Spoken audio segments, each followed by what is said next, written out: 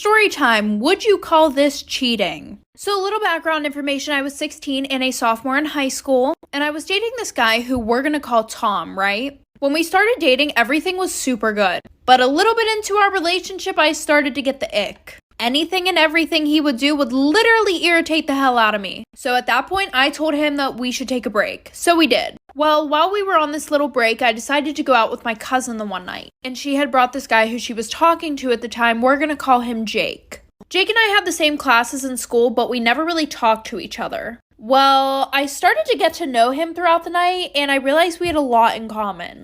I felt like he was flirting with me, so I decided to flirt with him. When we got home, I had told her how much I really liked Jake. We ended up FaceTiming and falling asleep on the phone together. We all hung out again the next day, and I invited him back to my house. Would you consider this cheating? Part 2. So like I said, we all decided to hang out again the next day. It was really cold out, so I invited everybody back to my house. And when we got back to my house, we were watching horror films. And I was cuddling next to Jake on the couch. And listen, I wanted to kiss him really bad, but Tom and I had just gotten done with our so-called break. So I decided to be loyal and not do that. Well, a few days after Jake and I talking, I realized that I wanted to be with him and not Tom. So I decided to end things with Tom, and now Jake and I have been together for 1 year and 2 months, and we couldn't be happier. But every time that we bring up Tom, Jake always tells me that I cheated on him.